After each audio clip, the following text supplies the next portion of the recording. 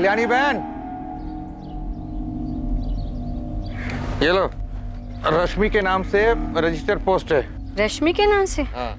कहाँ से आई है? बाराबंकी सिविल कोर्ट से। सिविल कोर्ट से?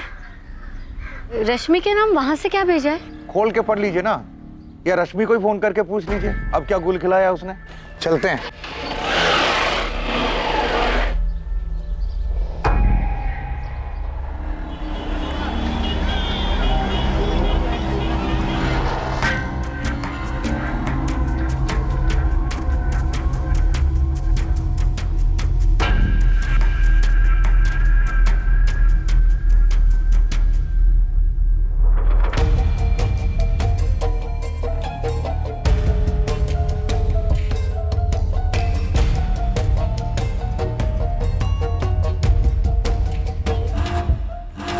माँ, इतने सारे सवाल पूछने के बजाय ये बताओ कि कोर्ट के नोटिस में लिखा क्या है?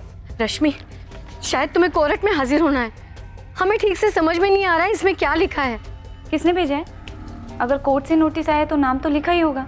इस पर किसी मनोज पाठक का नाम लिखा है। ठीक है, एक काम करो, विकास को बोलो कि वो उसकी फोटो खींच के भेज दे, हम देख लेंगे, तुम टेंशन मत लो। लेकिन ये है किस बारे में? माँ, हमने कहा ना हम देख लेंगे, तुम बस विकास को बोलो कि वो फोटो खींच के हमें भेज दे। हमें देर हो रही है, हमें मीटिंग के लिए निकलना है। बाय माँ, बाय।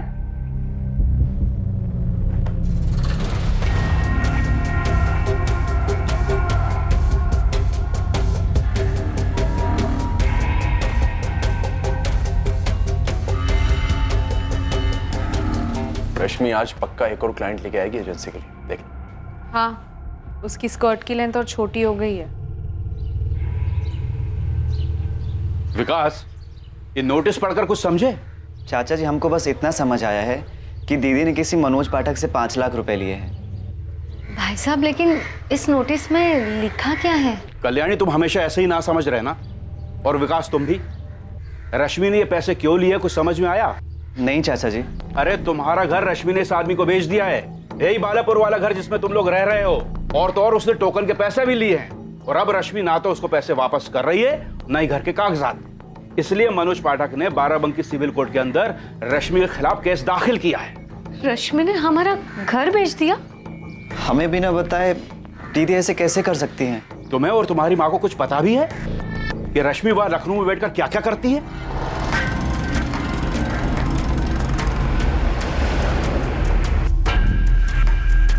रश्मि पांडे क्या करती है, क्या नहीं करती है, और वो क्या कर सकती है, इतना उसका छोटा भाई और माँ तो क्या, शायद कोई भी उसके बारे में नहीं जानता था। रूपम बता रहे, इस रश्मि को तो सिर्फ 2 ही चीजें आती है, छोटे छोटे कपड़े पहनना और मर्दों को लुभाना। That's it. पर हर कोई ये जरूर जानता था कि रश्मि हर चीज अपनी मर्जी से और अपने मतलब के लिए ही करती थी। ध्रुव, हम बता रहे, ये रश्मि बहुत ही चालू लड़की है। हमें तो लगता है ये काला जादू भी करती है। काला जादू? क्या बोल रही हो पायल? मतलब कुछ भी? और नहीं तो क्या, वो हमेशा हमसे हमारे क्लाइंट्स छीन लेती है। आखिर उसको पता कैसे चलता है हम कहाँ किस क्लाइंट को क्या ऑफर दे रहे हैं? हाय Kapil, may I come in? Rashmi, come in, come in. कैसी हो? I'm good. What about you? बस अच्छा बैठो। प्लीज। हमें पता है कि जब वो क्लाइंट से मिलती है तो वो जानबूझकर अपने शर्ट का दूसरा बटन भी खुला रखती है। बहुत चालू चीज है ये रश्मि। बीरेन सर, हमें पूरा भरोसा है कि रश्मि अपने क्लाइंट्स के साथ फिजिकल भी होती है। और सर, उसने अपने केबिन में एक मेंढक भी रखा हुआ है। मेंढक? यस सर, एक डेकोरेटिव पीस।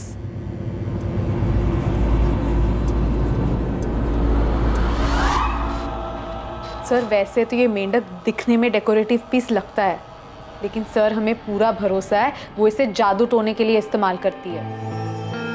पायल, तुम्हें जलन हो रही है? जलन? रश्मि से? सर, आपको दिख नहीं रहा है, वो अपने बॉडी का इस्तेमाल कर रही है। पायल, वो अपने काम में माहिर है और अपने टारगेट्स पूरे करने के बाद भी बहुत ही मेहनत करती है और ज्यादा से ज्यादा क्लाइंट्स लाने की कोशिश करती है। वो एजेंसी के लिए अच्छी बात है ना?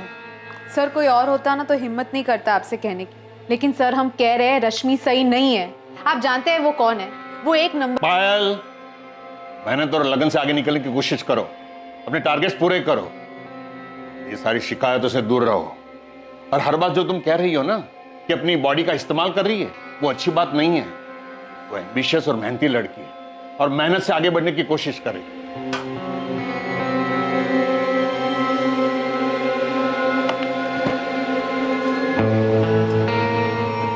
हमारी बात याद रखना, वो अजीब ही है, बता रहे हम। जब सबको पता चलेगा ना, तब समझ में आएगा।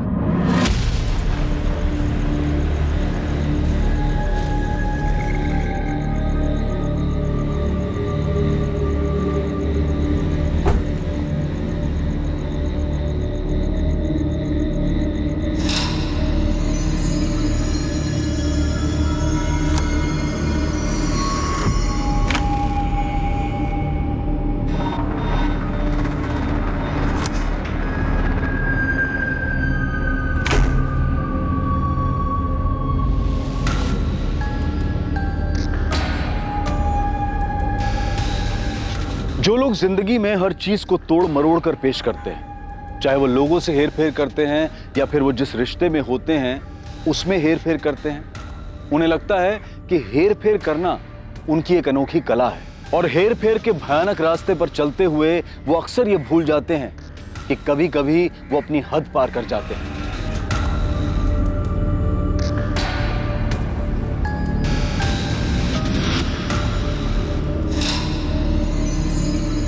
और ऐसा भी होता है कि कोई और उनकी इस हेरा फेरी पर पलटवार कर देता है।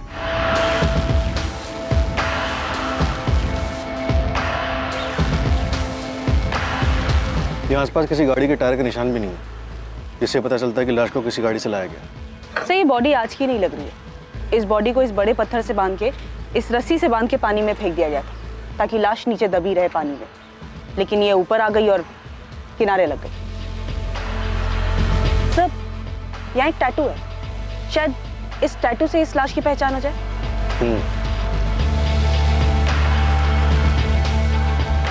T shirt.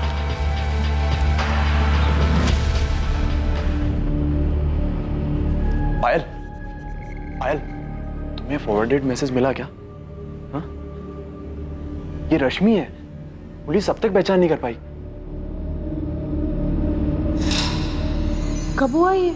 हमें नहीं पता, 1 घंटे पहले मैसेज आया हमको। इतनी बुरी तरीके से कि इसके गले की एक हड्डी टूट गई। मुझे लगता है इस लड़की की हत्या काफी वक्त पहले की गई है। I mean, काफी दिन पहले। काफी दिन नहीं, 1 दिन से थोड़ा ज्यादा। कोई सेक्सुअल असॉल्ट?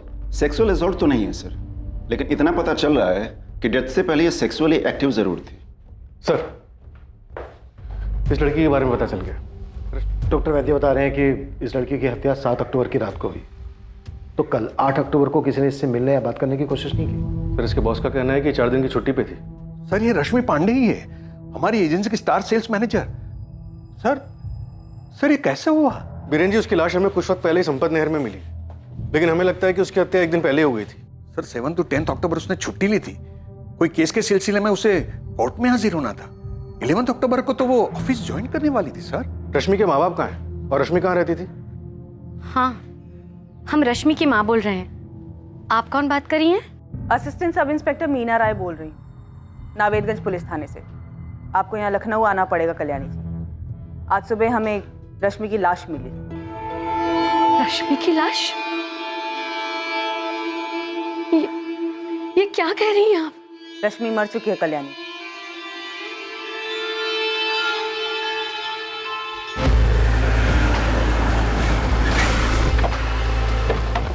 मैम, ये रश्मि का घर है, वो यहीं रहती थी। हमने उसे एक बार ड्रॉप किया था। ये रश्मि की कार है मैम।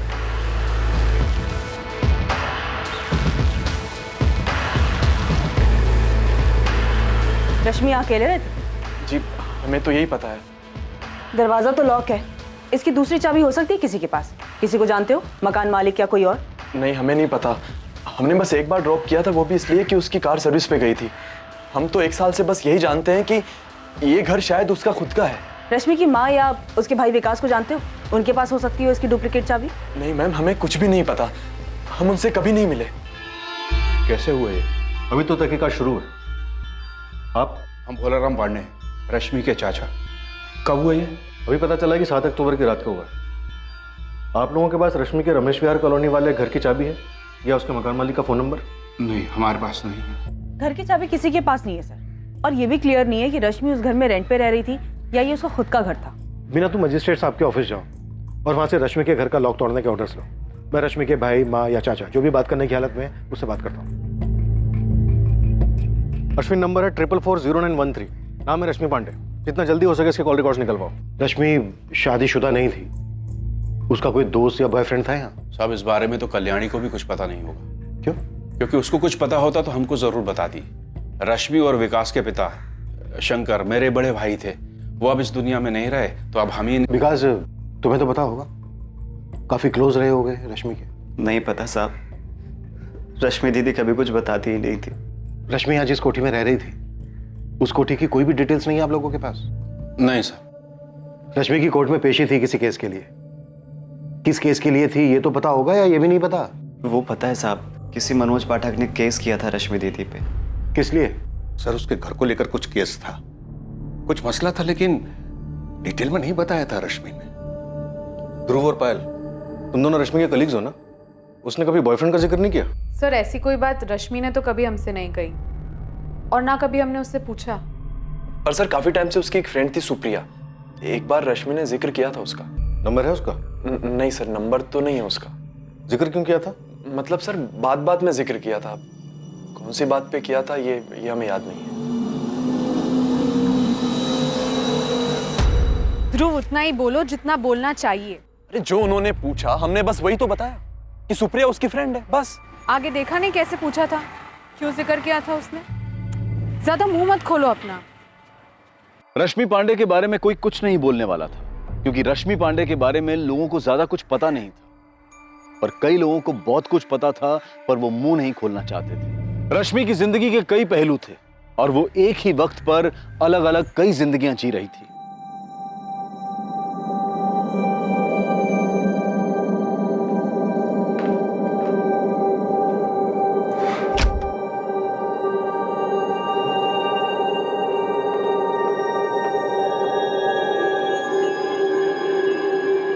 क्या किया है तुमने ऋषभ?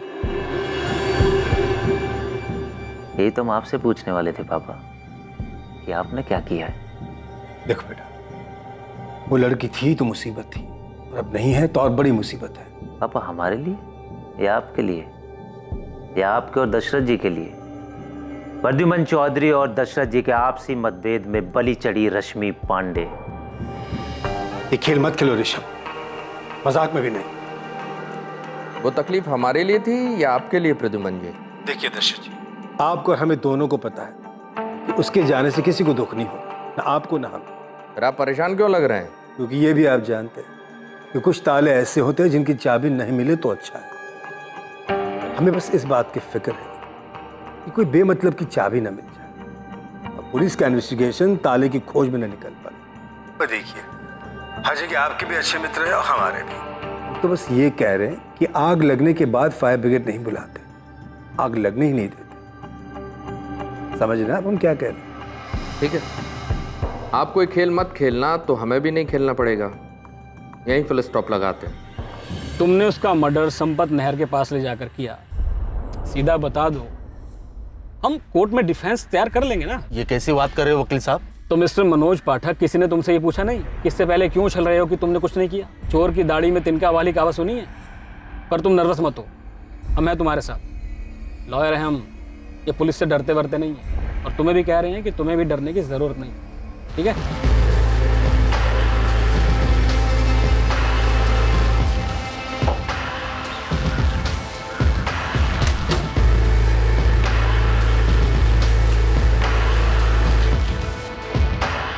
पूरा घर अच्छे से स्कैन करना, एक एक ड्रॉअर, मोबाइल हो या कुछ भी, ठीक से स्कैन करना।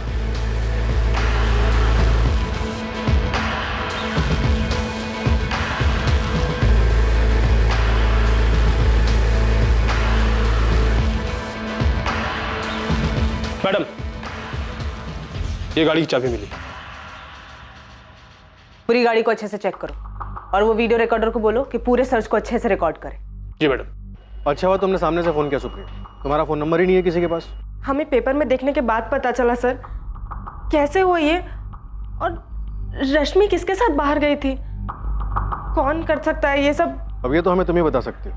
उसके भाई और माँ को भी कुछ नहीं पता। तुम अभी पुलिस स्टेशन आ जाओ, कुछ बात करनी है तुमसे। भागो भाई। सर बाकी डिटेल्स निकाल रहा हूँ, लेकिन कॉलोनी के 2-3 लोगों से बात की तो पता चला रमेश विहार में जो घर है उसकी ऑनर रश्मि है। उसका खुद का घर है ये? हाँ सर, आप चाहें तो इलेक्ट्रिसिटी बिल वगैरह मंगवा के देख सकते हैं। कमाल, इन्वेस्टमेंट कंसल्टेंसी में इतनी कमाई, और ये तो वहाँ पे एम्प्लॉय थे, ओनर भी नहीं थी। 6 महीने पहले इस लड़की रश्मि पांडे ने मेरे क्लाइंट मनोज पाठक से 5 लाख रुपए टोकन मनी लिए अपने बालापुर गांव वाले घर को बेचने के लिए। रश्मि अपना घर बेच रही थी? जी सर हम राघोपुर से है, ट्रेडिंग का बिजनेस करते हैं। इन्वेस्टमेंट के लिए हम रश्मि का गांव वाला घर खरीदना चाहते थे। 20 लाख रुपए में डील फाइनल हुई थी, 15 लाख रुपए बाय चेक और 5 लाख रुपए कैश एडवांस। और जो ये 5 लाख रुपए है ना सर, वो हमने रश्मि के लखनऊ वाले कोठी पे उसे दिए थे। अब आप घर के कागजात तैयार करवा लीजिए रश्मि जी, एक बार साइन हो जाए तो आपके बचे हुए 15 लाख भी आपको मिल जाएंगे। ठीक है मनोज जी, आप हमें 1-2 हफ्ते का वक्त दीजिए, हम आपके सारे पेपर्स रेडी करवा देंगे। सर 2 महीने बीत गए, रश्मि टाल मटोल करने लगी। मैंने उसे कई बार फोन किया सर, लेकिन वो कह रही थी हम कहाँ भागे जा रहे हैं, ना तुम्हारा पैसा भागे जा रहा है ना घर। और फिर 3 महीने पहले अचानक उसका रवैया चेंज हो गया सर। वो कहने लगी हमने आपसे पैसे लिए ही कहाँ थे। हमने काहे के पैसे लिए मनोज जी, और कब? कोई प्रूफ है आपके पास? मुझे चूना लगा रही हो, हम ही से पैसे लेकर हमसे खेल खेल रही हो। आप ऐसे धमकी मत दो मनोज जी। और इस बात का क्या मतलब है कि आप हमारा रेप करेंगे? क्या? हम अभी पुलिस को कंप्लेन करने जा रहे हैं कि आप हमें रेप करने की धमकी दे रहे हैं। सुनो रश्मि सुनो। एक तो पैसे लिए, ऊपर से हमें ही धमका रही है। यहाँ मेरे क्लाइंट मनोज पाठक ने बड़ा होशियारी वाला काम किया। उसने तुरंत हमें कॉल कर दिया, तो हमने भी तुरंत सिविल कोर्ट में चीटिंग का केस फाइल करवा दिया। और केस तुम हार रहे होगे मनोज, क्योंकि तुमने कहा कैश दिया था, तो कैश की कोई लिखा पढ़ी तो ही नहीं होगी। आप कहना क्या चाहते हैं इंस्पेक्टर साहब? आपका मतलब ये है कि मेरे क्लाइंट मनोज पाठक ने सिर्फ 5 लाख रुपए के लिए उस लड़की का मर्डर कर दिया? वकील साहब, आप मनोज पाठक के सिर्फ चीटिंग वाले केस में वकील हैं। यहां इस वक्त मनोज हमारा एक मर्डर केस में संदिग्ध है। सर एक केस करने के बाद में ऐसे ही चालाक और ऊंची दिमाग वाले लड़के के साथ हम क्यों उलझेंगे? केस करने के बाद हमने सिर्फ एक बार उसे फोन किया था ये कहने के लिए कि हमें वो घर नहीं चाहिए, सिर्फ हमारे पैसे हमें वापस कर दो। लेकिन वो तो बड़ी ढीठ लड़की थी। देखो इंस्पेक्टर साहब, हमें नहीं पता कि आप क्या जानते हैं उस लड़की के बारे में, लेकिन आपको इतना बता दें कि वो लड़की थी तो थोड़ी अजीब। कैसी अजीब? काश आप उस दिन होते कोर्ट में, जब वो पहली बार कोर्ट में सुनवाई के लिए आई थी।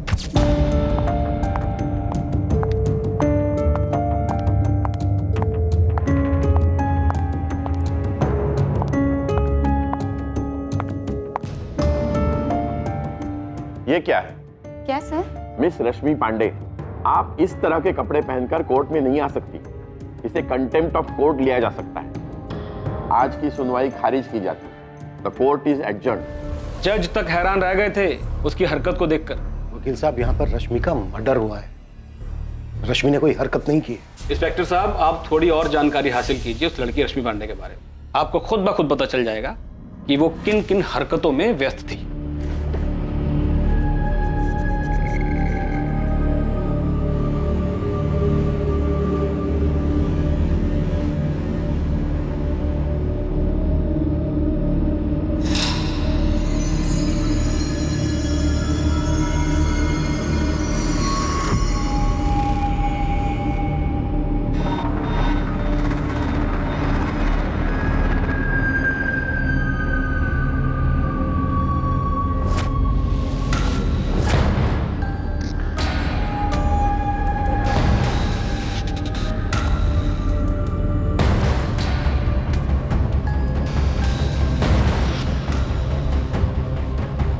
सचदेव, त्रिपाठी, जी मैम। ये देखो, इस कमरे में 2 हिडन कैमरास हैं और यहाँ ये वायर भी है जो दीवार के अंदर से जा रही है। इसका रिकॉर्डर भी यहीं कहीं होना है। जल्दी ढूंढो कहाँ है। जी मैडम।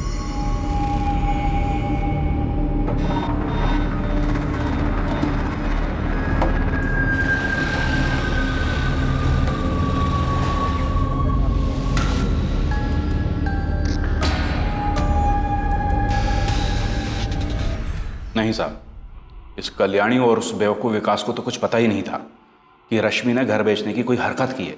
वो तो घर पर जब नोटिस आया तब जाकर पता चला कि ऐसा कुछ हुआ है। रश्मि 7 अक्टूबर को दोपहर में कोरट से घर वापस आई थी। कल्याणी जी, ऐसा कैसे हुआ कि रश्मि ने घर बेचने की बात की और नहीं आपको कुछ बताया और नहीं विकास को? उसने घर बेचने की बात की थी। जब हम पूछे क्यों घर बेच रही है तो बोलती रही बस यहाँ लखनऊ आके रहो। हमारे लिए किराए का मकान देखने की बात की थी। ना, हमारे साथ नहीं माँ। हमने लखनऊ में दूसरी जगह घर देखा है, तुम और विकास वहीं रहोगे। लेकिन रश्मि, हम तुम्हारे साथ क्यों नहीं रहेंगे? क्योंकि तुम किच-किच करोगे हर चीज में। चाचा जी ने भूसा जो भर दिया तुम्हारे दिमाग में, जो रश्मि तुम्हारे हाथ से निकल गई। अरे चाचा जी हैं तुम्हारे, ऐसी बात नहीं करते। माँ, हम निकल रहे हैं, हमें लेट हो रहा है। रश्मि, क्या कर रही हो बेटा? सुन तो, देख विकास भी ये गांव छोड़ के नहीं जाना चाहता है। अब वो गांव में रहे चाहे शहर में रहे, दोनों जगह कुछ खास उखड़ने वाला तो है नहीं, इसलिए हम कह रहे हैं चलो तो मतलब चलो। लेकिन ये घर बेचने का सोच कैसे सकती है तू? कैसे सोच सकती है मतलब? अरे माँ, इस घर से पैसे आएंगे वो हम ही नहीं रखने वाले ना, तुम्हारा विकास का हिस्सा दे देंगे। चलते हैं माँ। सुन तो रश्मि, और बस चली गई रश्मि। कल्याणी जी, आपको ये भी नहीं मालूम क्या लखनऊ में रश्मि जिस कोठी में रह रही थी वो कोठी उसी के नाम पर थी, वो खुद मालिक थी उसकी? नहीं मालूम, उसने कहा था वो किराए पे रहती है। सब इस कल्याणी का ही किया कराया है। इतनी छूट जो दे रखी थी अपनी बेटी को, उसको गांव से यहाँ आते वक्त ही मना कर देना चाहिए था। इसके पति मेरे बड़े भाई साहब शंकर पांडे गांव के स्कूल में मास्टर थे, सब इज्जत करते थे उनकी। उनके देहांत के बाद तो इस लड़की ने, कहने का मतलब है कि क्या क्या गुल खिलाए। क्या क्या गुल खिलाए? देखिए, मर्डर हुआ है रश्मि का, कुछ भी हमसे छिपाइएगा नहीं। सर, इस रश्मि पांडे ने सिर्फ मनोज पाठक को ही घर बेचने का झांसा देकर पैसे नहीं लिए थे, एक और भी है। मतलब रश्मि ने एक और आदमी को भी घर बेचा था? हाँ सर, टोकन भी लिया था। हमें रश्मि ने मनोज पाठक के बारे में कभी नहीं बताया सर। उसने तो हमसे कहा था कि उसका बालापुर वाला घर खरीदने के लिए अगर कोई हो तो हम उससे बताएं। और सर, इत्तेफाक से हम भरत गुलेचा को जानते थे जो बालापुर में घर खरीदना चाहता था। ओके रश्मि जी, वैसे रश्मि जी, घर के कागजात कब तक रेडी हो जाएंगे? हमें थोड़ा सा टाइम दीजिए। एक्चुअली हमारी माँ और भाई को उस घर से लखनऊ शिफ्ट करना होगा। जैसे ही घर खाली हो जाएगा आपके सारे पेपर्स रेडी कर देंगे। नहीं, कोई दिक्कत नहीं है, आप आराम से अपना समय लीजिए। ठीक है, थैंक यू सो मच, हम चलते हैं। चलिए। वेलकम भरत जी, प्लीज चिल्लाइए मत। हम आपसे तमीज से बात कर रहे हैं तो आप आवाज नीचे रखिए, वरना हम फोन काट देंगे। तुमने चीटिंग की है रश्मि हमारे साथ, और हमने तो ये भी सुना है कि किसी मनोज पाठक नाम के आदमी ने केस किया है तुम्हारे ऊपर। ये कोठी तुमने उसे भी बेची है। हम भूल गए थे आपको बताना, तो क्या ऐसी टोन में बात करेंगे आप? अगर रश्मि यहाँ वहाँ की बात ना करो तो अच्छा है। हमको हमारे पैसे वापस चाहिए, बस कह देते हैं अभी के अभी। और ये फ्रॉड ना हमारे साथ नहीं करना तुम, क्योंकि हम होने नहीं देंगे। देखिए भरत जी, अभी हम बिजी हैं, बाद में बात करते हैं। रश्मि, क्या कर रही हो? ये भरत गुलेचा हमें फोन करके चिल्ला रहा है। अरे यार, हो गई ना गड़बड़ हमसे। ये साला मनोज भी हमारे सर पे बैठा है। यार रश्मि, तुम ना बहुत गंदा गेम खेल रही हो। हम बोल रहे हैं तुमको, ये बड़े लोगों को ठगना अलग बात है। भरत गुलेचा बहुत सीधा साधा आदमी है, अपने मेहनत के पैसों से घर खरीदना चाहता है। अरे तो क्या भागे जा रहे हैं क्या हम? है ना यही? दुनिया में ऐसे बहुत सारे लोग हैं जो बिना किसी पछतावे या बिना किसी एहसास के लोगों को धोखा देते हैं। लोगों को धोखा देकर उनसे लिए हुए पैसों पर ऐशो आराम की जिंदगी गुजारते हैं। किस मिट्टी के बने होते हैं ऐसे लोग?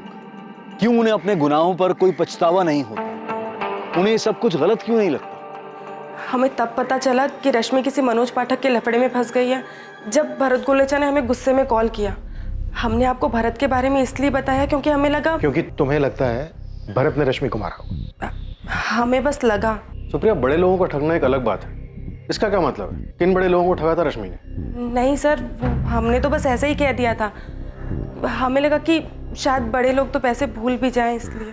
ये कोठी रश्मि की खुद की है? इतने पैसे कहाँ से आए उसके पास? हम रश्मि को तब से जानते हैं जब वो ऑलरेडी उस कोठी में रहती थी। उसने वो कैसे खरीदी और कब खरीदी हम नहीं जानते। सुप्रिया, हमें रश्मि की लाश संपत नहर के पास मिली। पोस्टमार्टम रिपोर्ट कहती है कि हत्या से पहले रश्मि ने किसी के साथ शारीरिक संबंध बनाए थे। 7 अक्टूबर को रश्मि किसके साथ गई होगी? सर, ये तो हम नहीं जानते। रश्मि से हमारी आखिरी बार 5 तारीख को बात हुई थी।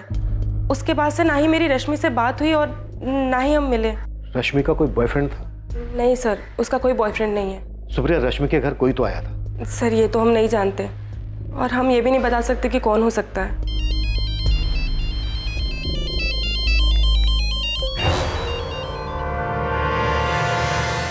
दो कैमरे कमरे में, हिडन कैमरास? जी सर, 2 कैमरास पूरी प्लानिंग के साथ बिस्तर की तरफ पॉइंट करते हुए लगाए गए हैं। और सर फूलदान में एक रिमोट कंट्रोल भी मिला है जिससे इन दोनों कैमरा को ऑन किया जा सकता है।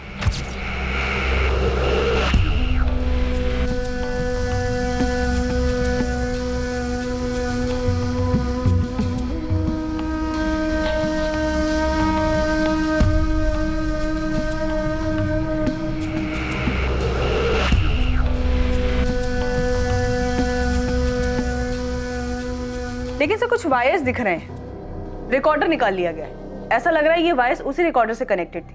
ये रश्मि कोई सीधी साधी लड़की तो थी नहीं, कुछ ना कुछ तो गड़बड़ कर रही थी। भरत और मनोज का किस्सा हमारे सामने है, ऐसे और भी लोग होंगे जिनको इसने ठगा होगा। सारी चीजों पर और अच्छे से ध्यान दो मीना, कोई ना कोई सुराग जरूर मिलेगा। जी सर। मैडम ये देखिए यहाँ कुछ है।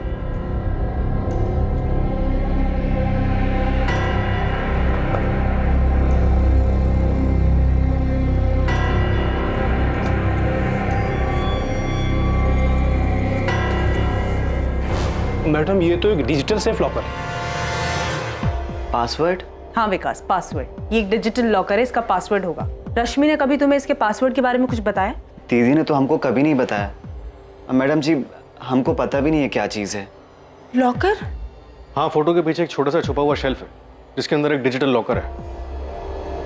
हम इस लॉकर के बारे में कुछ भी नहीं जानते मैम, तो हमें इसका पासवर्ड कैसे पता हो सकता है? अच्छा, और ये जो हिडन कैमरास लगे हुए हैं इनके बारे में तो पता ही होगा तुम्हें? कसम से मैम हमें इन सब चीज़ों के बारे में बिल्कुल भी नहीं पता है। सुप्रिया, तुम रश्मि को कब से जानती हो? 2 साल से मैम। रश्मि से हमारी मुलाकात आरके इन्वेस्टमेंट कंसल्टेंसी में हुई थी। वो वहाँ पहले जॉब करती थी, हमारा ऑफिस भी उसी कॉम्प्लेक्स में था, इसीलिए हमारी मुलाकात हो गई। दोस्ती थी, पर मैम हम सच कह रहे हैं, हम इन सब चीज़ों के बारे में कुछ नहीं जानते हैं। सर हमें किसी लॉकर मैकेनिक को बुलाकर ये डिजिटल लॉकर खुलवाना चाहिए। हाँ ठीक है, बुला लो, खुलवा लो, लेकिन वीडियो जरूर बनवा लेना। जी सर। तेरी शक्ल देख के लग रहा है राजू तुझे कुछ तो पता है। बहुत सी गलियों में टेंशन का माहौल है। इस लड़की के मर्डर में बहुत बड़ा हाथ है भाई। रोड तो बता, गली में पकड़ लूंगा। नो एंट्री वाली गली है। लेकिन देख गोविंद, इसके घर में बहुत सारे लोगों का आना जाना था। कमरे में 2 कैमरे लगे हुए मिले हैं। ब्लैकमेल का मामला है क्या? और भी बहुत कुछ। फिलहाल तो मैं सिर्फ इतना ही जानता हूँ कि लड़की कुछ ज्यादा ही उड़ रही थी। अबे तो सस्पेंस क्यों बढ़ा रहा है? हिंट तो दे, किसने किया है कांड? इब्राहिम, पिछले 2 दिनों से 7 अक्टूबर और 8 अक्टूबर की रातों के जितने भी रोड साइड सीसीटीवी फुटेजेस थे हमने सारे के सारे चेक किए, लेकिन ये रश्मि पांडे ना किसी के साथ और ना किसी गाड़ी में जाती हुई दिखाई दी। इंस्पेक्टर महादेव, एक बार और चेक कीजिए। संपत नहर के रास्ते के आसपास कहीं कोई संदिग्ध गाड़ी या फिर टैक्सी। अगर बॉडी को नहर में डंप करने के लिए गए थे तो इसका मतलब है कि कहीं से तो मार के लाया गया होगा। ठीक है, मैं चेक कर लेता हूँ। हम क्यों मारेंगे सर उसको? हमारे पैसे तो डूब ही गए थे। जीना हराम कर दिया था सर उसने। पैसे दे नहीं रही थी, ऊपर से फंसाने की धमकी अलग। क्या कहा तुमने भरत? तुम हमारा रेप करोगे? ओ मैडम, हम सिर्फ अपने पैसे की बात कर रहे हैं बस। तो इसलिए तुम हमारे साथ ऐसे घिनौनी हरकत करोगे? तुमने कहा तुम हमारा रेप करोगे। ओ मैडम, आप बात को कहीं से कहीं ले जा रहे हैं। हम अभी के अभी पुलिस स्टेशन जा रहे हैं तुम्हारी कंप्लेन करने। सही बता रहे हैं हम। उसके बाद तो हमने उसे फोन करना ही बंद कर दिया था। कभी कभी सुप्रिया को फोन करके अपना तोखला जरूर होते थे हम कि हमारे पैसे अलग डूब गए और हमें धमकी दे रही है कि पुलिस में। सुप्रिया को पता है कि रश्मि आपको इस तरह की धमकी दे रही थी? हाँ सर, उसको तो बताया था ना हमने।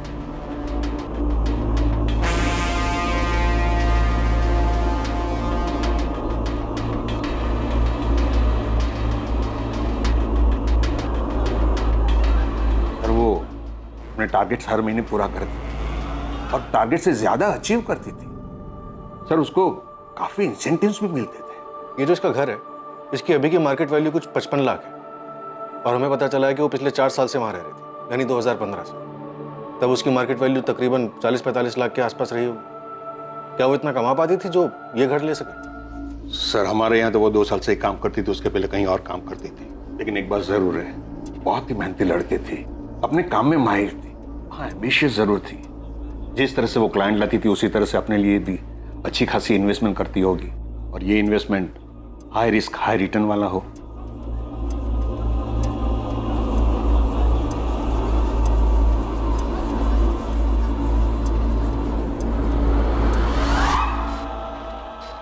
नहीं सर, उस घर में ऐसा कोई भी निशान नहीं मिला जिससे ये लगे कि वहाँ कुछ हुआ हो या फिर रश्मि को वहाँ मारा गया हो। वो लॉकर? सर लॉकर कंपनी 1 या 2 दिन में मैकेनिक को भेज रहे हैं। 2 लोग, मनोज और भरत, दोनों को ठगा इसने और लोगों को भी ठगा होगा, बड़े लोग भी शामिल होंगे इसमें। सर मुझे सुप्रिया पे ज्यादा शक हो रहा है, काफी कुछ है जो ये नहीं बता रही है। ये रश्मि कैसी लड़की थी? यहाँ लखनऊ में इतना बड़ा घर, गांव के घर को बेचने की आड़ में लोगों को इस तरह पैसे लेकर ठग रही थी, और गांव में माँ और भाई को गांव के घर के बिगड़ी के बारे में कुछ पता ही नहीं था। सर मुझे लगता है कि इस रश्मि के बारे में और भी बहुत कुछ है। उस दीवार के पीछे वाले लॉकर में से शायद हमें बहुत कुछ मिले। कॉल रिकॉर्ड्स कब तक आ रहे हैं? आज शाम तक आ जाएंगे सर।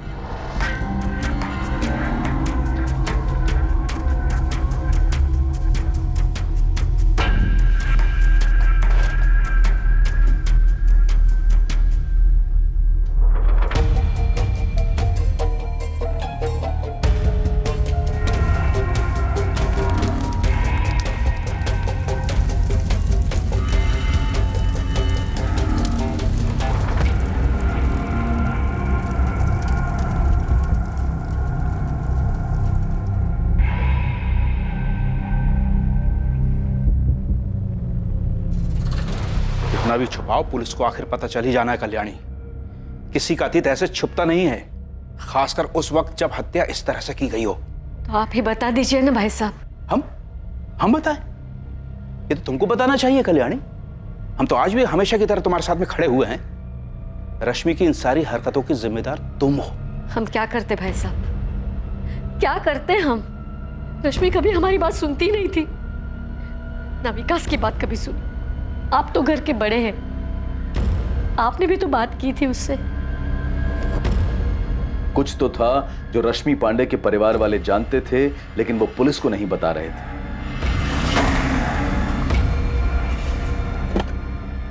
एक ऐसा अतीत जिसका असर वर्तमान पर पड़ने वाला था। रश्मि के घर पर मिलने वाले लॉकर से बहुत कुछ पता चलने वाला था।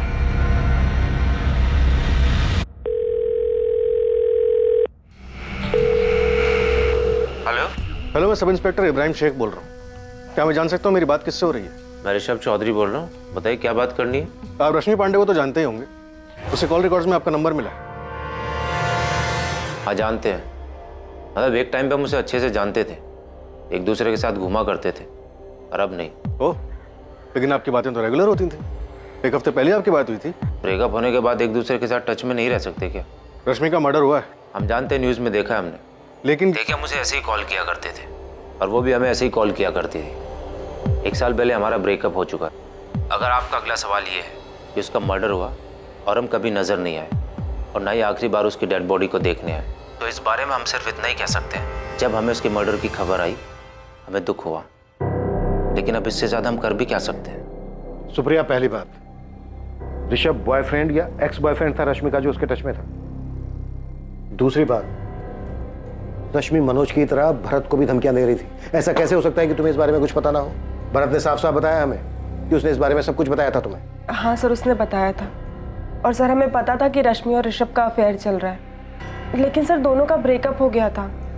और सर भरत के बारे में तो हमने आपको खुद बताया था कि हमें उस पर शक है। सुप्रिया, और कौन सी ऐसी बातें हैं जो तुमने हमसे नहीं बताई? नहीं सर, और ऐसी कोई बात नहीं है।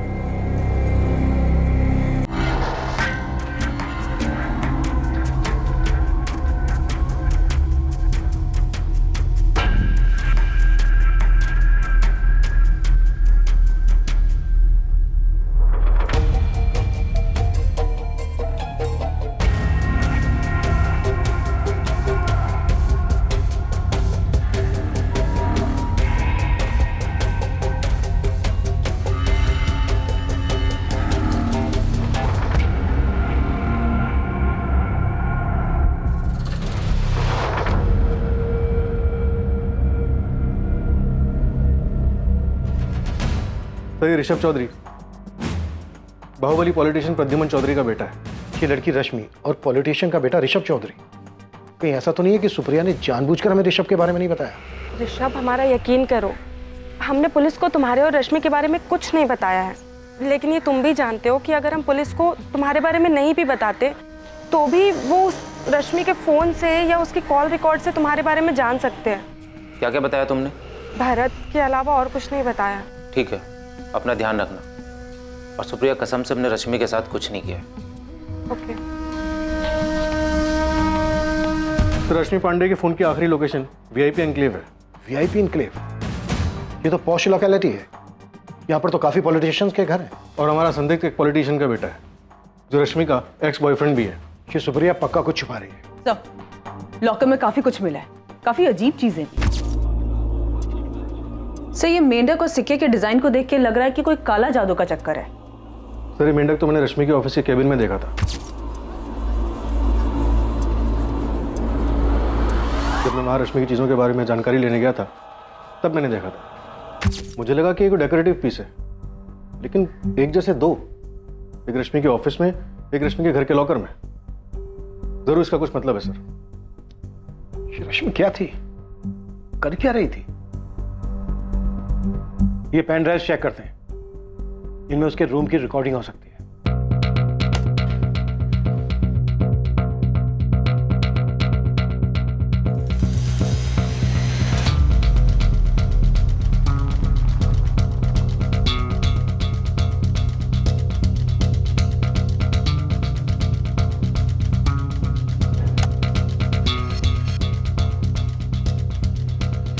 ये तो वो पॉलिटिशियन प्रद्युमन चौधरी है ना? प्रद्युमन चौधरी और दशरथ जी के आपसी मतभेद में बलि चढ़ी रश्मि पांडे। ये खेल मत खेलो ऋषभ, मजाक में भी नहीं। हाँ सर, ऋषभ चौधरी के पिता। लेकिन ऋषभ तो रश्मि का बॉयफ्रेंड था। उसके पिता यहाँ? तो हमें बाकी के पेन ड्राइव्स भी चेक करने चाहिए।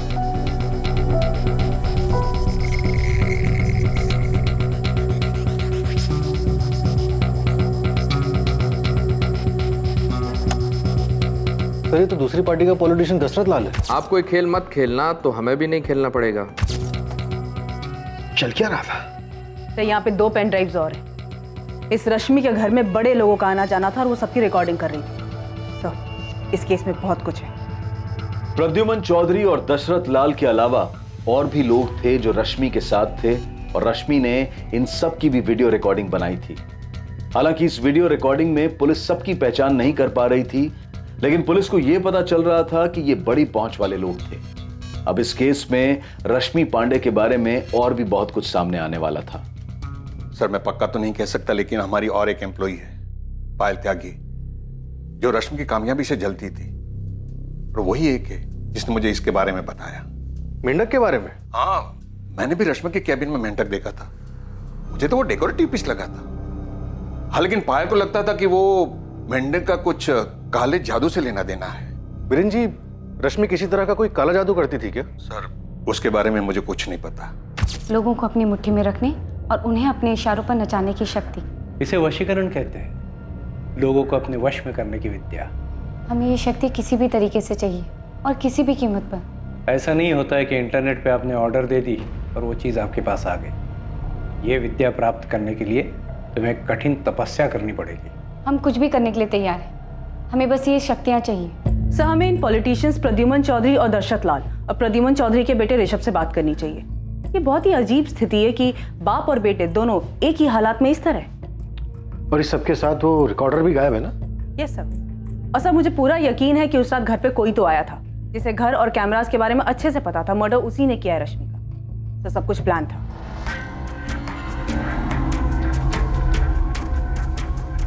वो लड़की तुम्हारे लायक थी ही नहीं ऋषभ, तुम बेकार हम पे गुस्सा कर रहे हो। पापा हमारे लायक थी या नहीं, अब बात उसकी नहीं है। पापा, हमारे दिल में उसके लिए कुछ नहीं है। हमारे दिल में एक सच है और हमें ये नहीं पता कि उसका सामना कैसे करना है।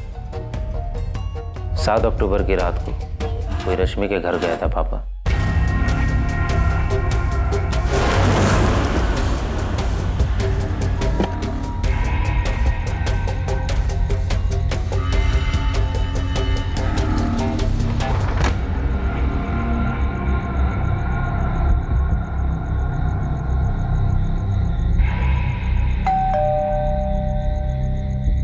लेकिन हमने उसको नहीं मारा है ऋषभ, और हम जानते हैं कि रश्मि को तुमने ही मारा है। इंस्पेक्टर शुक्ला, मैं इस लड़की रश्मि पांडे के बारे में बहुत अच्छे से जानता हूँ। 3 साल पहले भी इसने एक बड़े आदमी की जिंदगी बर्बाद की थी। कौन है ये आदमी? हरीश? पारितोष मिश्रा नाम है उनका। टैक्स डिपार्टमेंट में विजिलेंस ऑफिसर है। हरीश, क्या हुआ था 3 साल पहले? इस केस में हमने रश्मि पांडे को जेल में भी डाला था। ये रश्मि पांडे बहुत शातिर थी और उसके परिवार वालों को भी उसके बारे में सब कुछ पता था। उसके परिवार वालों ने हमें रश्मि के जेल जाने के बारे में कुछ नहीं बताया। पारितोष को रश्मि ने फंसाया था और धोखा दिया। शायद रश्मि को मारकर पारितोष ने अपने बर्बादी का बदला लिया हो। रश्मि, तुमने बहुत गंदा खेल खेला है मेरे साथ, धोखा दिया हमें। तुम्हारे पास दो रास्ते हैं पारित, या तो जाल से बाहर निकल आओ या फिर फंसते चले जाओ। यू डोंट नो मी, तुम हमें बिल्कुल नहीं जानते, बिल्कुल भी नहीं। अब तुम देखो हम क्या करते हैं। रश्मि के साथ बहुत बुरा हुआ, लेकिन रश्मि ने भी बहुत से लोगों के साथ बुरा किया।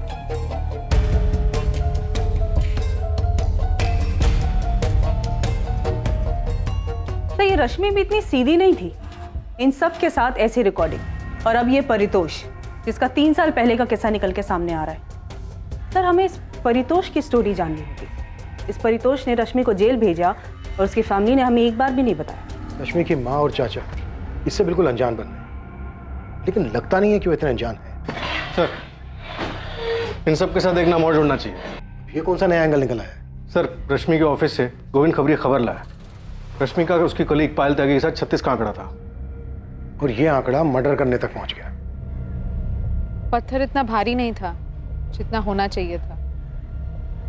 मिसिंग ही रह जाती अगर बॉडी नहीं मिलती तो, है ना? देखो बेटा, रश्मि तो अब रही नहीं और तुमसे ये सब कुछ संभलेगा भी नहीं, और तुम्हारी माँ को ज्यादा कुछ आता भी नहीं है। तो बेटा हम ऐसा करते हैं कि रश्मि का जो लखनऊ वाला घर है उसका अच्छा सौदा करवा देते हैं। उससे तुम्हें और तुम्हारी माँ को काफी फायदा हो जाएगा और अच्छा पैसा भी मिल जाएगा, है बेटा? बेटा, रश्मि जिस तरह की जिंदगी जी रही थी उसके साथ तो ऐसा होना ही था। वो खुद अपने आप को इस अंजाम तक लेकर आई थी। बेटा तुम ज्यादा दुखी मत हो, बस अपनी मां को संभालो।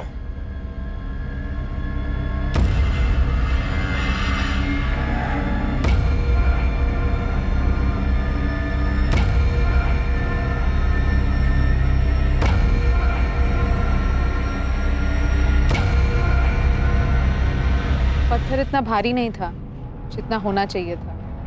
मिसिंग ही रह जाती अगर बॉडी नहीं मिलती तो, है ना? ऐसा तो नहीं था कि रश्मि की हत्या उसके किसी करीबी ने ही की थी जिसके बारे में अभी तक सोचा नहीं गया था। बेटा हम ऐसा करते हैं कि रश्मि का जो लखनऊ वाला घर है उसका अच्छा सौदा करवा देते हैं। रश्मि जिस तरह की जिंदगी जी रही थी उसके साथ तो ऐसा होना ही था।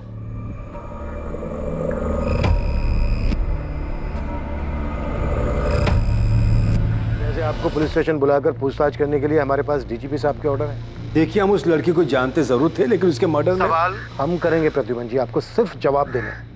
इंस्पेक्टर, हम आपके बताए हुए टाइम पर आ जाएंगे, लेकिन आपसे एक रिक्वेस्ट है, आपको जो कुछ भी मिला है प्लीज़ मीडिया में उसे लीक मत कीजिएगा। आप बिल्कुल बेफिक्र रहिए दशरथ जी, हमें वीडियो मीडिया में लीक करने का कोई शौक नहीं। हमें बस रश्मि के मर्डर केस से मतलब है।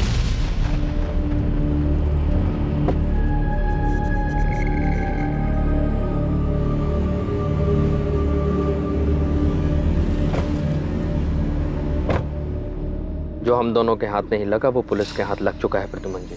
कुछ करके मामला रफा दफा नहीं कर सकते? रफा दफा करने की कोशिश तो करेंगे ही, और वैसे भी किसको फर्क पड़ता उस रश्मि के मरने से। लेकिन आप अपने बेटे को समझाइए, जरूरत से ज्यादा ना बोल जाए कहीं कुछ। बेवकूफ है ऋषभ, समझ ही नहीं पा रहा कि ये लड़की उसके लायक थी ही नहीं। कैसे समझाए उसे? समझाना पड़ेगा प्रद्युमन जी, हर हाल में।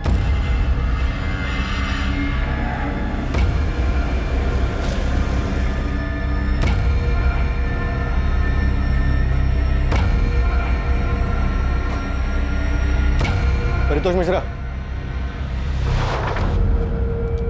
आपने रश्मि पांडे मर्डर के बारे में तो सुन ही लिया होगा। 3 साल पहले का किस्सा खुद निकाला होगा आपने।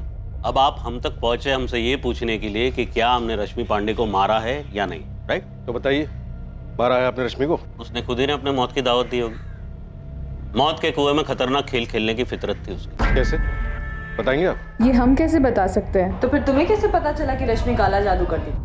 यूं ही हवा से खबर निकाला तुमने? दिखता था मैडम, वो कैसे क्लाइंट से डील करती थी, सब कुछ साफ साफ दिखता था। और क्लाइंट से इन्वेस्टमेंट हासिल करने के लिए क्या क्या तिगड़म लगाती थी। विकास, तुम्हारे चाचा कुछ न कुछ तिगड़म लगा के तुम्हें और तुम्हारी माँ को चूना लगाएंगे। तुम अपने चाचा को जानते हो, वो इतने सीधे आदमी तो है नहीं जिसने तुम्हारी माँ या रश्मि दीदी के लिए कभी कुछ सोचा हो। तो हम क्या करें सोनू? तुम अपने चाचा को कह दो कि वो तुम लोगों की जिंदगी में दखल ना दे। तुम उनसे कह दो कि अब सब कुछ तुम ही संभाल लोगे। तुम पर हुक्म चलाने के लिए अब रश्मि दीदी तो है नहीं, तो अब तुम्हें हर चीज का उपाय खुद ही ढूंढना होगा।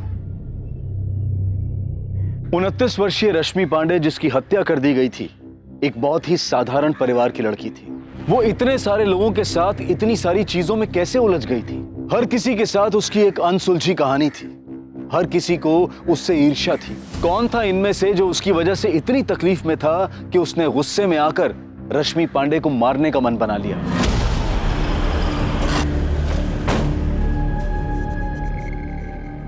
हमें वीडियो देखने की कोई जरूरत नहीं है। हम जानते हैं हमारे पिता रश्मि किस हद तक जा सकते थे। तो फिर बताओ मुझे, क्या कर रही थी रश्मि? और क्या कर रहे थे तुम?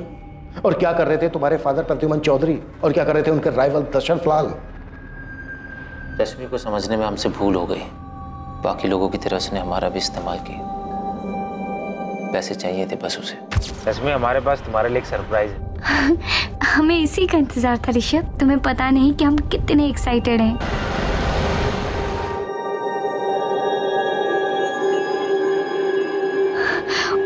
Oh my God Rishabh, Rishabh ये तो डायमंड है। डायमंड ही है, सिर्फ तुम्हारे लिए।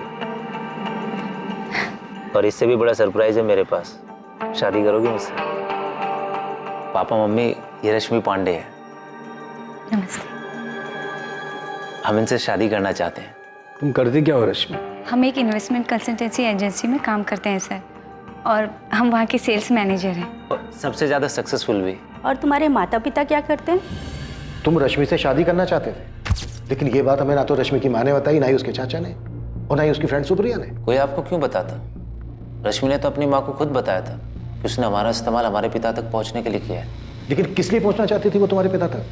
क्या लेना देना था उसका उनके साथ? वही जो पारितोष मिश्रा के साथ लेना देना था। खुशहाल परिवार था हमारा, बीवी थी, बच्ची, सब कुछ अच्छा चल रहा था। हमसे ही गलती हो गई। परितोष, आज के बाद जी और हमसे मिलने की कोशिश भी मत करना, तुम समझे? गीता प्लीज प्लीज मेरी बात सुनो, ऐसे छोड़ के हमारी जिंदगी से दूर रहो परितोष। हमने डिवोर्स के लिए केस फाइल कर दिया है। अब तो बस एलिमोनी देने के लिए तैयार रहना।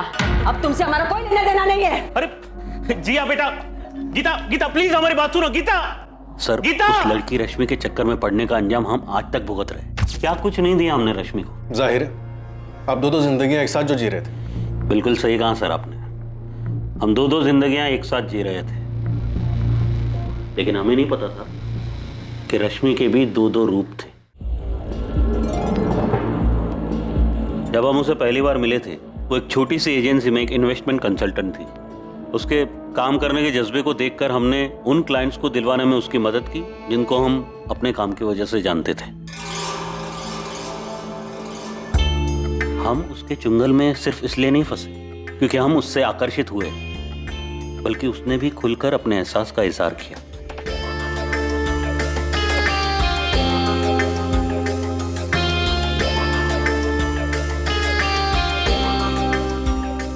ये लो रश्मि, खास तुम्हारे लिए। अब तुम इससे जो चाहे खरीद सकते हो। पर पारितोष, तुम क्यों कर रहे हो ये सब हमारे लिए? कोई बात नहीं, अगर तुम्हें पसंद नहीं तो मैं रख लेता हूँ। I love you Paritosh. I love you too. हम एक दोहरी जिंदगी जी रहे थे और हमें बुरा भी लगता था कि हम अपनी बीवी को धोखा दे रहे हैं। एक तरफ हम एक अच्छा पति और अच्छे पिता की भूमिका निभा रहे थे, और दूसरी तरफ एक प्रेमी, एक ऐसा व्यक्ति जो सपनों वाली जिंदगी जी रहा था। परिवार और एक जवान प्रेमी का एक ही वक्त में दोनों का आनंद ले रहा था। बहुत ही अजीब, बहुत ही स्वार्थी इंसान लग रहे होंगे आपको, पर सर यकीन मानिए हमारा, हम बहुत ही शर्मिंदा है हमारे किए पर। हमें इस बात का एहसास ही नहीं था कि रश्मि की वजह से हमारी जिंदगी तबाह हो जाएगी। हमने तो एक कोठी खरीदी थी उसकी। वो रमेश विहार वाली? हाँ, हम उसके लिए कभी पैसों की परवाह नहीं करते थे।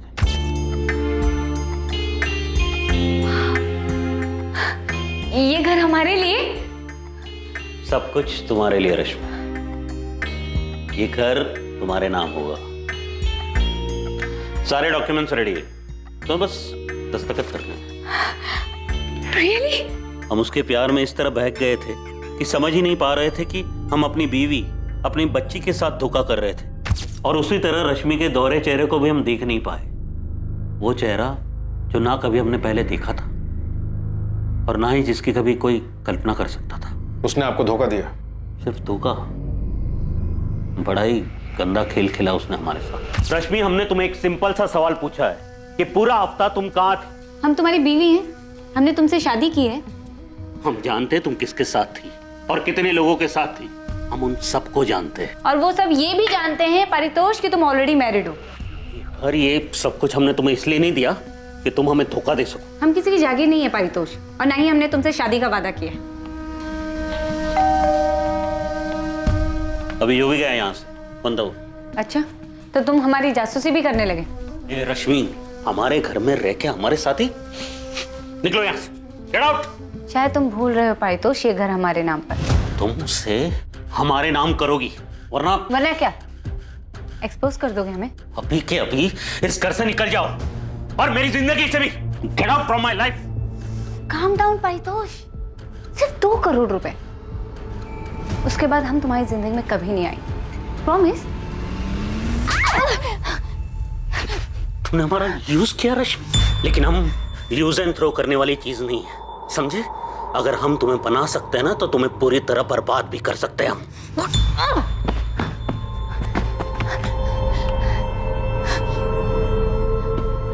अब मारो, हम मारो परितोष, मारो ना।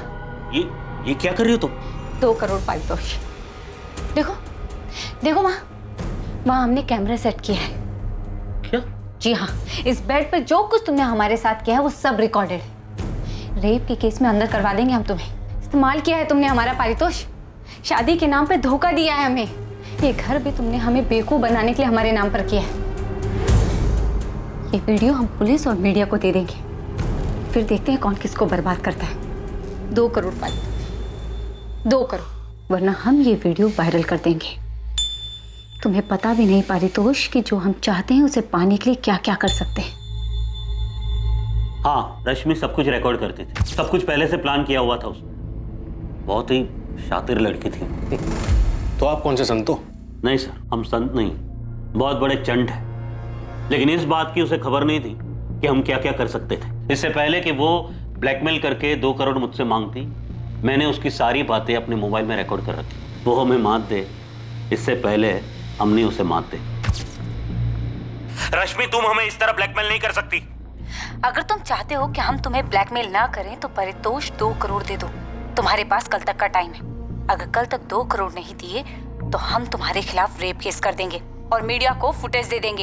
ये सरासर ब्लैकमेल है रश्मि। ये तो तुमको करना ही पड़ेगा। तुम हमें 2 करोड़ दो और हम दोबारा तुम्हारी जिंदगी में कभी नहीं आएंगे। किस आधार पर आपने हमें गिरफ्तार किया सर? उस आदमी ने हमारा इस्तेमाल किया, शादी के नाम पर झूठा वादा करके फिजिकल रिलेशन बनाए, धोखा दिया हमें, और उस परितोष के खिलाफ रेप केस दर्ज करने के बजाय आप हमें पूछताछ के लिए लेकर आए। तुम्हारे ब्लैकमेल के सारे कॉल रिकॉर्डिंग परितोष के पास है। तुम्हें क्या लगा था अपने वीडियो की रिकॉर्डिंग के जरिए उसे फंसा दोगे? लेकिन उसे धमकाने और ब्लैकमेल के जुर्म में तुम गिरफ्तार होगे। क्या बकवास है ये?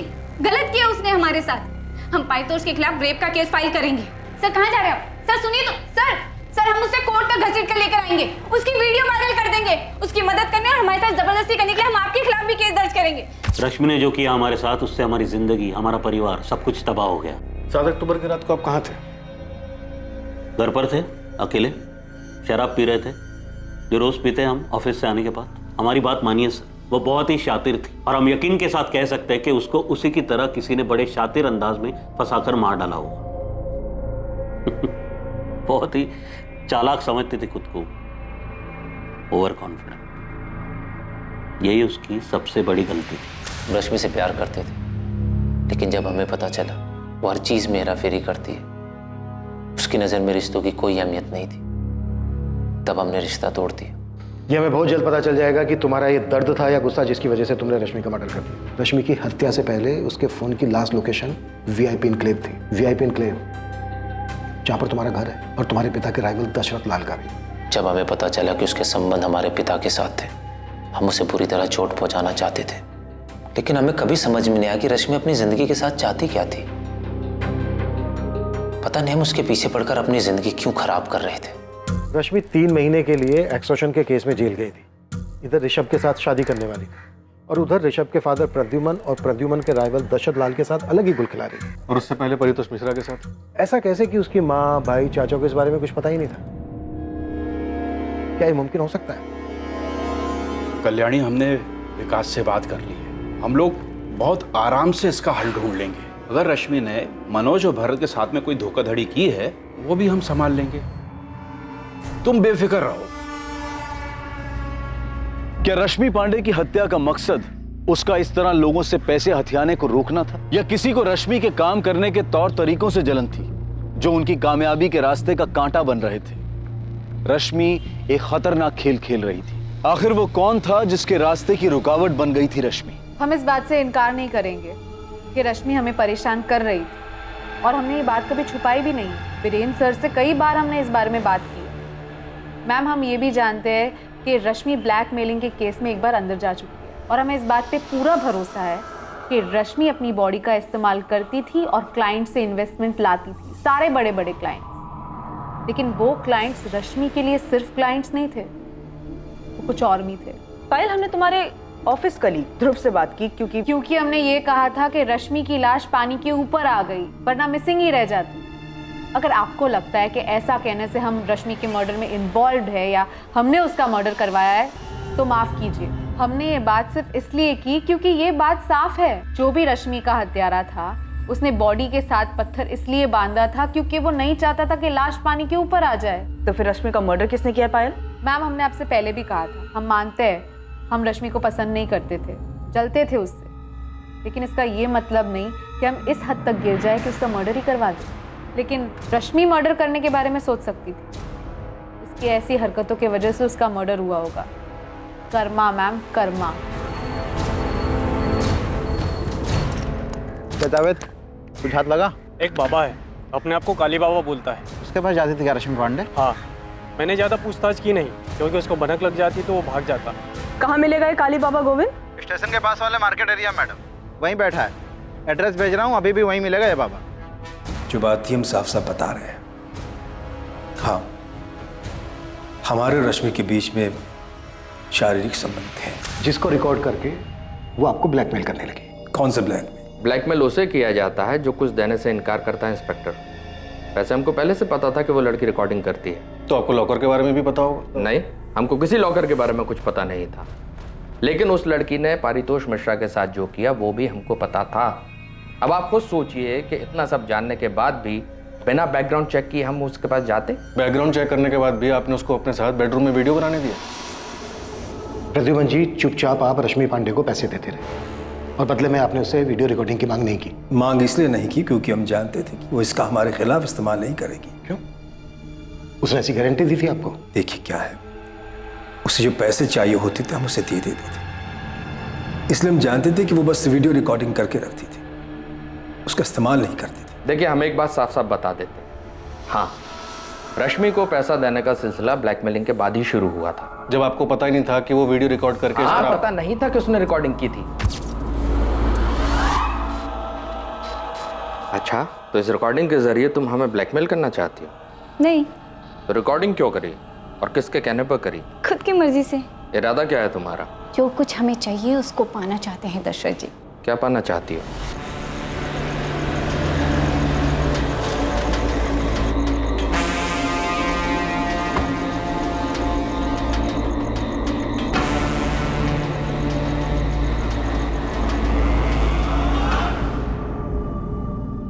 क्या प्रद्युमन ने इस लड़की के साथ मिलकर हमारे खिलाफ चाल चली है? हमें एक दिन भी नहीं लगा ये पता करने में कि प्रद्युमन ही है जो रश्मि को हमारे खिलाफ इस्तेमाल कर रहा है। और वो आप दोनों के लिए सरदर्द बन गई, राइट?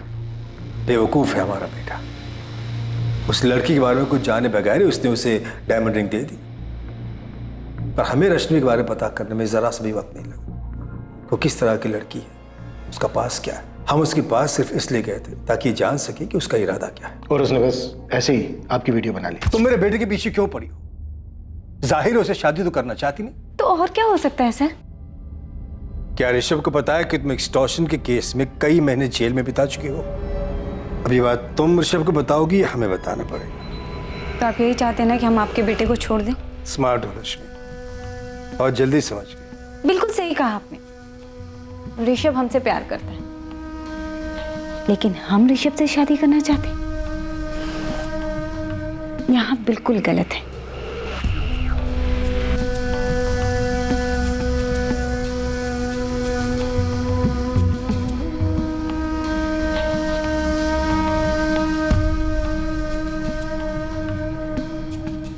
हम उसके पास सिर्फ अपने बेटे को छुटकारा दिलाने गए थे, लेकिन हुआ ये कि आप उसके जाल में फंस गए। उसने आपकी वीडियो बना ली और आपको ब्लैकमेल करने लगी। दशरथ जी को लगा कि हमारी आपसी रंजिश के चलते इनका वीडियो हमने बनवाया है, लेकिन रश्मि तो हमसे भी पैसे लिया करती थी। ऐसे वीडियोस बनाकर पैसे लेती थी, ये कहना बिल्कुल गलत है, क्योंकि पैसे तो हम उसको वैसे भी देते थे और अच्छे खासे देते थे। भाई देखिए, हम भी उसके पास सिर्फ आनंद के लिए ही जाते थे, और जो कुछ वो मांगती थी वो दे दिया करते थे। और जैसे उसने वादा किया था, उसने खुद ही हमारे बेटे के साथ ब्रेकअप भी कर लिया। वो आप दोनों के वीडियोस बस ऐसे ही बना रही थी? अब उसने क्यों बनाया, क्या करने वाली थी, ये तो उसने नहीं बताया। हमारे ख्याल से ये उसका बैकअप प्लान था। देखिए, उसे एक अच्छी जिंदगी जीने का शौक था। महंगी गाड़ी, महंगे कपड़े, बहुत सारे पैसे, ज्वेलरी। उसे अपना एक लाइफस्टाइल मेंटेन करना होता था। उसे लगा होगा कि अगर हमने पैसे देने बंद कर दिए तब क्या होगा, तब ये वीडियोस ब्लैकमेल करने के काम आएंगे। बिल्कुल यही बात है और एकदम साफ है। देखिए, वो खूबसूरत तो थी ही, लेकिन इसके अलावा एक खासियत और थी उसमें, वो अपनी ओर लोगों को आकर्षित करना बहुत अच्छे से जानती थी। आप लोगों के बयान में बहुत तालमेल नहीं है। ऐसा इसलिए लग रहा है कि आप लोगों को रश्मि के मर्डर का शक हम पर है, लेकिन हम दोनों के पास उसके मर्डर की कोई वजह ही नहीं है। ठीक है, थैंक यू। इंस्पेक्टर, एक और बात बता दूं आपको, इससे पहले कि आप खुद पता लगाए या गुस्से में आकर हमारा बेटा आपको ये पता है। 7 अक्टूबर को हम रश्मि के घर गए थे। कब? रात में। हम अक्सर उसके पास रात ही में जाया करते थे। तुमने मनोज पाठक को धोखा क्यों दिया? बस ऐसे। क्या इरादा क्या है तुम्हारा रश्मि? क्या मिलता है? आपको क्या मिलता है यहाँ आकर? हम तो यहाँ मजे के लिए आते हैं, लेकिन तुम्हें कौन सा मजा मिलता है लोगों को इस तरह धोखा देकर, वो भी तब जबकि तुम्हें इतना कुछ मिल रहा है हमसे, दशरथ लाल से और भगवान जाने और कितने लोगों से। इतने पावरफुल होने के बाद भी पावरफुल बनने की चाहत से आपको क्या मिलता है? यही राजनीति है। यहाँ एक बार जो सत्ता का स्वाद चख लेता है, उसकी सत्ता की भूख और बढ़ जाती है। हम भी अपने आप को ऐसे ही पावरफुल समझते हैं। अब खुद को ही देखिए, आप कहते तो हैं हम मजे के लिए आते, लेकिन यहाँ आना बंद नहीं कर सकते। तुम्हें क्या लगता है रश्मि, हम तुम्हारे वीडियो के डर से यहाँ आते हैं? अब ये तो नहीं पता, लेकिन आते तो हैं यहाँ। रश्मि, तुम बहुत स्मार्ट हो, लेकिन तुम जैसे लोगों से मैं डर नहीं लगता। तुम हमारे लिए बहुत छोटी सी तितली हो, लेकिन तुमने मनोज पाठक जैसे लोगों को चीट करना बंद नहीं किया। तुम बुरी तरह मात खाओगे, सब करना छोड़ दो। तुम अपने लिए गड्ढा खोद रही हो, और तकरीबन रात 8 बजे हम उसके घर से निकल गए। उस रात की रश्मि की सारी मूवमेंट की इंफॉर्मेशन है हमारे पास। रात को 8:30 बजे तक रश्मि अपने घर पर ही थी, और 9:05 पर उसके फोन की लोकेशन थी VIP इनक्लेव, और 9:15 पर उसका फोन VIP इनक्लेव में स्विच ऑफ हो गया। लेकिन उसको हमने कभी अपने घर बुलाया ही नहीं। ना ही कभी हमने अपने घर बुलाया। आप तो हमारे बेटे के बारे में जानते ही। उस रात रश्मि को किसी ने फोन नहीं किया, और न ही रश्मि ने किसी को किया, पर उस रात रश्मि घर से बाहर निकली थी। और प्रद्युमन जी, आप अब बता रहे हैं कि उस रात आप रश्मि से मिले थे? ये सच है, इसलिए बता दें। प्रद्युमन जी, आप उस लड़के से मिलने गए थे, ये बात आप खुद बताकर अपनी जान छुड़ा रहे हैं। भाई देखिए क्या है, ऋषभ हम पे नजर रख रहा था, उसने हमें देखा था वहां, तो फिर इस बात को छुपाने का कोई मतलब ही नहीं था। प्रद्युमन जी, आपका बेटा उस लड़की के इश्क में था, उसकी आपसे नाराजगी की वजह से कहीं ऐसा तो नहीं कि आपके वहां से निकल जाने के बाद रश्मि को लेकर निकला और जानबूझकर हमारे घरों की लोकेशन की तरफ गया ताकि हम दोनों को फंसा सके? हो सकता है ऐसा। हमारे पापा तुम्हारे घर क्या कर रहे थे? नहीं करना चाहते हम तुमसे शादी ऋषभ, और अगर जानना चाहते हो तो सुनो, तुम्हारे पापा का फिजिकल रिलेशन है हमारे साथ। तो रश्मि की last phone location VIP enclave में दिखा के या तो कोई प्रद्युमन और दशरथ इन दोनों पॉलिटिशियंस को फंसाने की कोशिश कर रहे हैं, या फिर ये दोनों ही कोई स्टोरी बना रहे हैं। ये भी पॉसिबल है कि ऋषभ रश्मि से अपना बदला और अपने पिता पर गुस्सा दोनों एक साथ निकाल रहा हो। I mean, एक तीसरे तो निशान है। सर मुझे लग रहा है कि हमें रश्मि के परिवार वालों से एक बार पूछताछ करनी चाहिए। उसके साथ लखनऊ में इतना कुछ हो गया और उन लोगों को कुछ पता ही नहीं।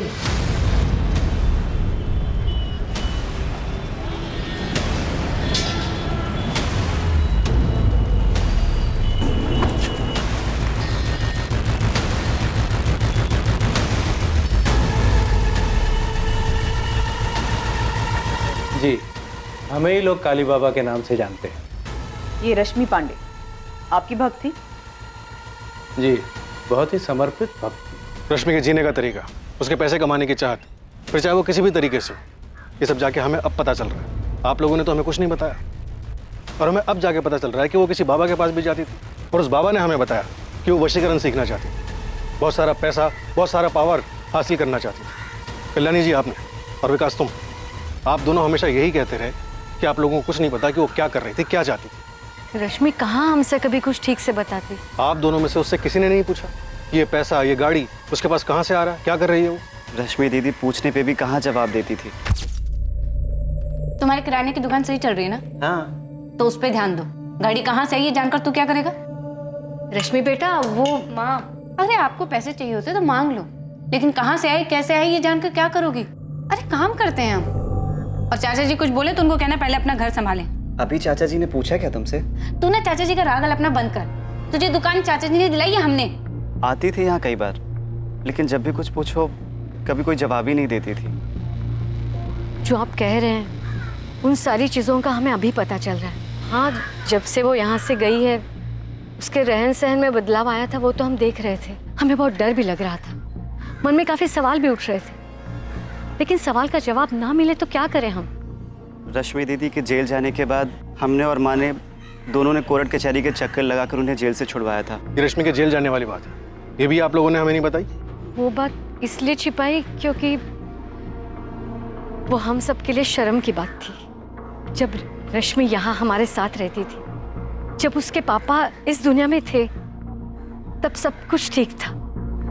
जैसे वो शहर गई बहुत बदल गई। उन्हें इतना गुरूर क्यों था और वो इतने पैसे और पावर का क्या करना चाहती थी, ये हमें नहीं पता साहब। रश्मि पांडे ने जिस बाबा की मदद ली थी, उस बाबा से पुलिस द्वारा की गई पूछताछ से कुछ हैरान कर देने वाले तथ्य सामने आने वाले थे। हर वो चीज जो रश्मि हासिल करना चाहती थी, वो रश्मि की तरह ही रहस्यमयी होती जा रही थी। ये भी एक रहस्य था कि उसकी हत्या कैसे हुई और किसने की उसकी हत्या। रश्मि को वो पावर्स किस लिए चाहिए थे? लोगों को अपने वश में करने के लिए। किन लोगों को वो अपने वश में करना चाहती थी? वो पॉलिटिशियन दशरथ लाल या प्रद्युमन चौधरी। रश्मि क्या चाहती थी इन दोनों से? Political power? हमें इसकी कोई जानकारी नहीं। ओह काली बाबा, इस लड़की का मर्डर हुआ है और हमें पता चला है कि ये काला जादू करती थी, और अभी आपने बताया कि वशीकरण सीखना चाहती थी, तो सीधे सीधे बताइए ना, वशीकरण किस लिए सीखना चाहती थी? चाहती क्या थी ये लड़की? किसको वश में करना चाहती थी? अरे हम थोड़ी पूछते हैं हर किसी से कि तुम किस पे हावी होना चाहते हो। वो आई थी सीखने के लिए कि दूसरों को अपने वश में कैसे किया जाता है। वो कई महीनों तक इस विद्या को सीखने के लिए आई और हमने उसे सिखाया भी। वो बताती थी कि हमने उसे जैसा ध्यान करने सिखाया था, वो नियमित रूप से वैसा ही ध्यान करती थी। जिस तांबे के सिक्के के बारे में आप बात कर रहे थे, वो सिक्का आपको रश्मि के पास मिला?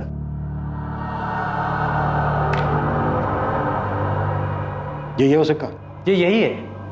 हमने ही दिया था उसे, और ये विद्या सिखाने की हमने गुरु दक्षिणा भी ली थी। कितने पैसे लिए थे? 3 लाख। तो लोगों को अपने वश में करने के लिए, वशीकरण के इस ढोंग को सीखने के लिए रश्मि ने आपको 3 लाख रुपए दिए। इसे ढोंग मत कहिए। आपकी नज़र में ढोंग होगा, पर शक्तियाँ होती है। अब आप खुद ही देख लीजिए, रश्मि के कत्ल की आप छानबीन कर रहे हैं, लेकिन किसी नतीजे पे नहीं पहुंचे आप। आपको ऐसा नहीं लगता कि कोई व्यक्ति अपनी शक्तियों द्वारा आपको गोल गोल घुमा रहा है? ओ बाबा बस। और ये मेंढक भी इसी नौटंकी का सामान था? आप गलत कह रहे हैं। बाबा मैं जितना पूछ रहा हूं ना, सिर्फ उतना जवाब दो। ये मेरा नहीं है, ये चाइनीज माल है। चाइनीज बाबा? चाइनीज बाबा नहीं, चाइनीज माल। तो ये मेंढक आया कहाँ से उसके पास? हमें क्या पता, उसने हमसे ही थोड़ी संपर्क किया होगा, और भी बाबाओं से संपर्क किया होगा। उसे किसी भी परिस्थिति में वशीकरण सीखना था। पर सीखनी किस लिए थी? हमें नहीं पता साहब। हमने उसे वशीकरण की कुछ विद्या सिखाई थी। वो किस पे उसका प्रयोग करना चाहती थी, वो किसे अपने वश में करना चाहती थी, वो किस पे हावी होना चाहती थी, हमें नहीं पता। सुप्रिया, तुम रश्मि की इकलौती दोस्त थी जो हमेशा उसके साथ थी। अब ये तुम बिल्कुल मत कहना कि तुम्हें इस बात का नहीं पता कि रश्मि किसके साथ क्या गुल खिला रही थी जिसने उसका मर्डर कर दिया। 3 साल पहले का परितोष मिश्रा, या रश्मि का एक्स बॉयफ्रेंड ऋषभ चौधरी, या ऋषभ चौधरी का फादर प्रद्युमन चौधरी या दशरथ लाल, या रश्मि की ऑफिस कलीग पायल त्यागी, किसने मर्डर किया है? किसने? इनमें से कौन है सुप्रिया जिसने मारा रश्मि को और उसके बाद उसकी लाश को संपत नहर में ले जाकर फेंक दिया? हमें नहीं पता सर। रश्मि ने हमें कभी नहीं बताया कि वो किसके साथ जाती थी। ऋषभ के अलावा कोई और भी है जिसके साथ वो जा सकती थी? देखो सुप्रिया, तुम पहले दिन से हमसे कुछ ना कुछ छुपा रही। तुमने पहले भी हमें ऋषभ के बारे में नहीं बताया। किसका डर है तुम्हें? बोलो। क्या ऋषभ अपने फादर को फंसाने के लिए ऐसा कर सकता है? क्योंकि रश्मि के फोन की लास्ट लोकेशन वीआईपी इनक्लेव है, वीआईपी इनक्लेव, जहाँ ऋषभ का घर है। सर ऋषभ रश्मि का मर्डर नहीं कर सकता, इतना तो मैं जानती हूँ। सर वो उससे बहुत प्यार करता था। हाँ, वो रश्मि से दुखी था क्योंकि उसने उसे धोखा दिया था, लेकिन सर वो इस बात से भी दुखी था कि उसके पापा ने। सर ऋषभ रश्मि का मर्डर नहीं कर सकता। तो फिर किसने मारा है रश्मि को? सर, रश्मि के माँ, भाई और चाचा सबसे बात की, सबके बीच में लगता सांठ-गांठ हो रखी। सब एक ही राग अलाप रहे, किसी को रश्मि के बारे में कुछ नहीं पता। सुप्रिया, रश्मि अपने परिवार वालों का जिक्र करती थी तुमसे? हाँ सर, कभी कभी जिक्र करती थी जब वो बालापुर जाती थी अपने माँ और भाई से मिलने। और अपने चाचा के बारे में?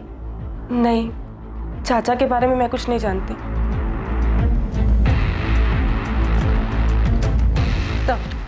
पायल त्यागी, ऋषभ चौधरी, परितोष मिश्रा और दशरथ लाल, इन चारों में से किसी के भी फोन की लोकेशन रश्मि के घर के आसपास या फिर संपत नहर का नहीं दिखा रहा है। प्रद्युमन चौधरी? प्रद्युमन चौधरी के फोन की लोकेशन तो रश्मि के घर का ही दिखा रहा है, पर उसने तो खुद ही बोला था कि उस रात वो रश्मि के घर पे ही था। कहीं इस प्रद्युमन ने तो रश्मि को नहीं मारा और हमें घुमा रहा है। तो कैमरा रिकॉर्डर घर से गायब है, इसके पीछे प्रद्युमन चौधरी ही लग रहा है। पहले उसने रश्मि को मारा होगा, फिर गाड़ी में ले जाके संपत नहर में फेंक दिया होगा और किसी और से अपना फोन वापस घर भेज दियो। प्रद्युमन चौधरी का पर्सनल गार्ड है अफजल शेख, उसको उठा के पूछें। मारा उसी ने है जिसे पता था कि रश्मि के बेडरूम में कैमरा लगा है, और वो ये भी जानता था कि रश्मि ब्लैकमेल करने के लिए रिकॉर्डिंग करती है। ये पक्की बात है कि रश्मि का मर्डर उसके घर पर ही हुआ है, वो भी उसके बेडरूम। उसने कैमरा रिकॉर्डर निकाल लिया क्योंकि उसमें मर्डर की घटना रिकॉर्ड हो गई। सर, रश्मि का पहला शिकार परितोष मिश्रा, जिसने उसे घर खरीद के दिया था, उसे पता था कि बेडरूम में कैमरा लगा हुआ। देखो माँ, हमने कैमरा सेट किया है। प्रद्युमन चौधरी और दशरथ लाल को भी पता था कि रश्मि के बेडरूम में कैमरास लगे हुए, और उन्हें यह भी पता था कि रश्मि उनकी रिकॉर्डिंग रखती थी। और सर, रश्मि का एक्स बॉयफ्रेंड ऋषभ, उसे भी पता था कि रश्मि उसके पिता के साथ क्या कर रही थी। इससे यह पता चल रहा है कि अगर इनमें से किसी ने किया होता तो वो डीवीआर के साथ साथ कैमरास भी निकाल के ले जाता। वो हमारे लिए कोई ऐसा सुराग, डिवाइस या लॉकर नहीं छोड़ता जिसमें हमें पेन ड्राइव जैसा सबूत मिलता, क्योंकि ये सब जानते थे कि रश्मि रिकॉर्डिंग करती थी और इस रिकॉर्डिंग की वजह से वो इन लोगों को ब्लैकमेल भी कर रही थी। तो वो रश्मि की ऑफिस कलीग पायल त्यागी, पायल रश्मि से नफरत करती थी, तो फिर रश्मि पायल को अपने घर के अंदर क्यों आने देगी? और सर, रश्मि को मार के सुप्रिया को क्या मिलेगा? बिल्कुल ठीक। तो रश्मि के बनने से किसको फायदा होगा? ये कोई ना कोई रश्मि के परिवार वाला ही है, और अब तक हम दूर के लोगों के बारे में सोच रहे हैं। केस की जिस तरफ पड़ताल कर रही टीम का ध्यान नहीं गया था, अब वहीं से एक बहुत अहम सुराग मिला था, और इस जानकारी से रश्मि पांडे की हत्या के राज का पर्दाफाश हो गया था। हाँ गोविंद, बालापुर से कोई खबर? सब डायरेक्ट नहीं पूछा, लेकिन रश्मि के भाई विकास का किराना स्टोर है, इसमें उसका पार्टनर है सोनू कश्यप, उससे बात किया मैंने। सोनू ने हमें बहुत ज़रूरी खबर दी है जो विकास ने हमें कभी नहीं बताया। क्या इन्फॉर्मेशन है? भोलाराम पांडे, विकास और रश्मि का चाचा, वो दोषी हो सकता है।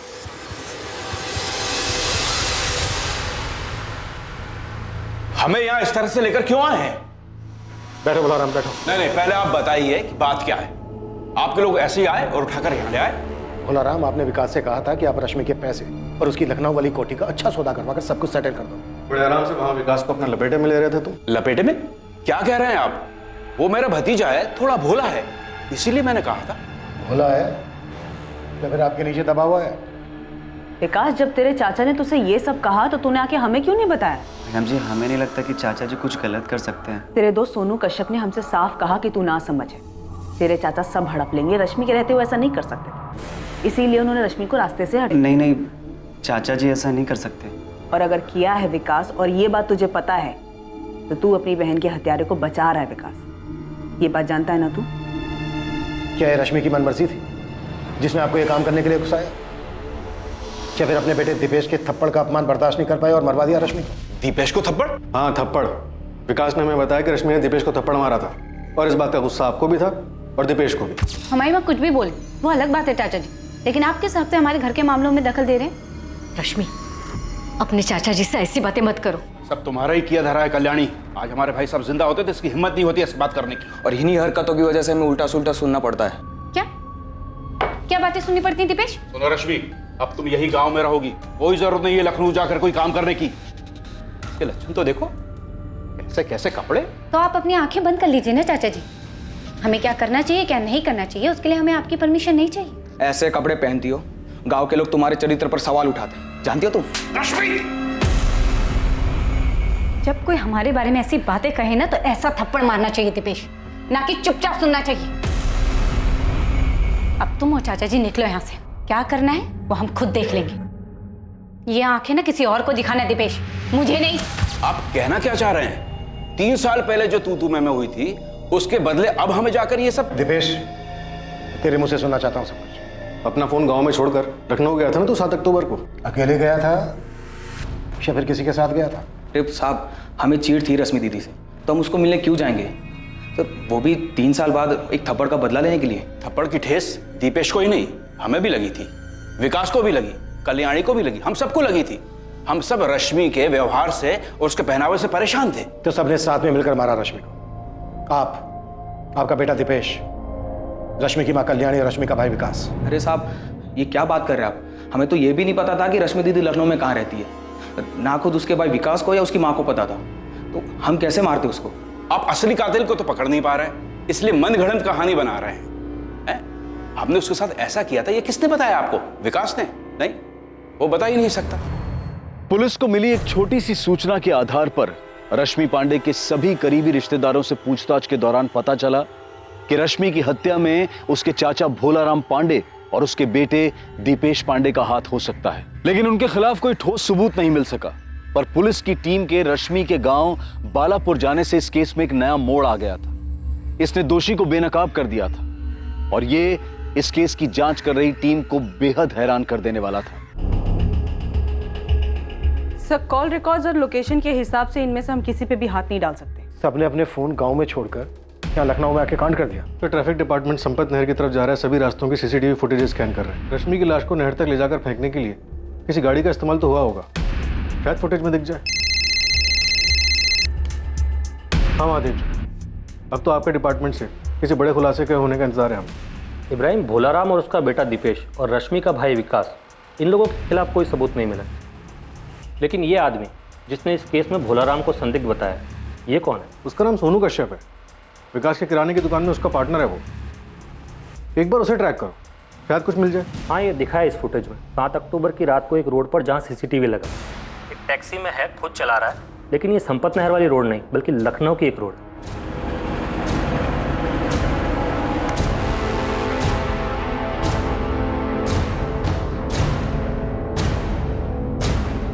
ये तो सोनू ही है, और उसने हमें बताया था कि भोलाराम ही दोषी है। नहीं सर, मैंने क्रॉस चेक किया। 7 अक्टूबर की रात को सोनू के फोन की लोकेशन उसके गांव बालापुर की ही है। मतलब ये सोनू हमें घुमा रहा है। ये क्या गेम खेल रहा है तो सोनू? लखनऊ में 7 अक्टूबर को तो दिखा है तू, और तो सब कुछ भोलाराम पांडे और उसके बेटे दीपेश पे डाल रहा है। देख बेटा, जब पड़ेगी ना तो बर्दाश्त नहीं कर पाएगा। तो तेरी शक्ल बता रही है कि एक ही थप्पड़ काफी होगा तेरे लिए।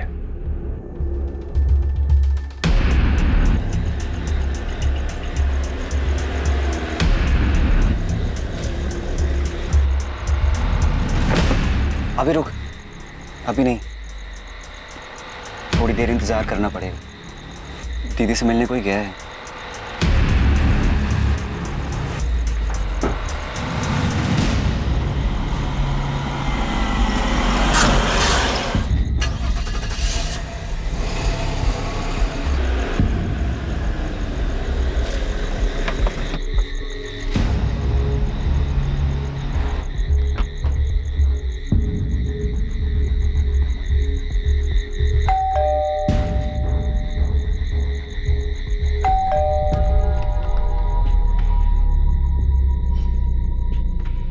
विकास तू यहाँ? वो कुछ काम था दीदी। कैसा काम? वो कुछ पैसे चाहिए थे।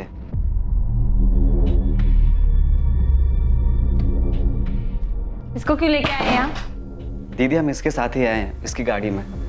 एक बात बता, आज जब दोपहर में हम बालापुर आए थे तो माँ ने तो ऐसा कुछ नहीं कहा कि उन्हें पैसे चाहिए। दीदी वो हमको चाहिए दुकान के लिए। तुमसे अगर दुकान संभाली नहीं जाती तो उसको बंद करके घर में बैठ जाना, कदे नुकसान कम ही होगा। सुन, 5,000 नहीं दे सकती। ये ले, 2,000 रख ले, इतने ही बहुत है। तू जो चाहे वो करेगी, बिना बताए घर बेचेगी, दूसरों को ठग के पैसे लूटेगी, और हमें 5,000 रुपए चाहिए तो सिर्फ 2,000 रुपए देगी। पैसे रखने तो रख, वरना निकल यहाँ से। वैसे तेरी औकात इतने की भी नहीं, फिर भी दे रहे हैं ना। तू वो कैमरा रिकॉर्डर निकाल ले, जल्दी देख, यहीं कहीं होगा। वो लोगों को ब्लैकमेल करके ठगने के लिए लगा के रखती है।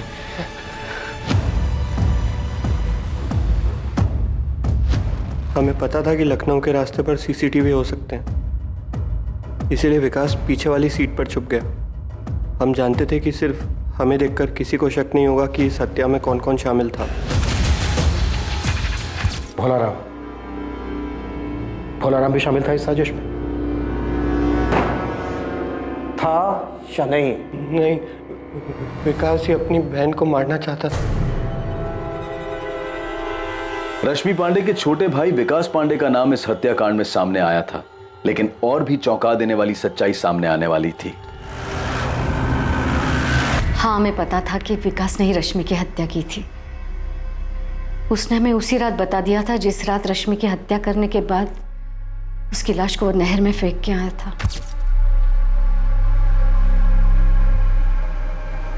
तुमने ठीक किया बेटा, वो उसी लायक थी।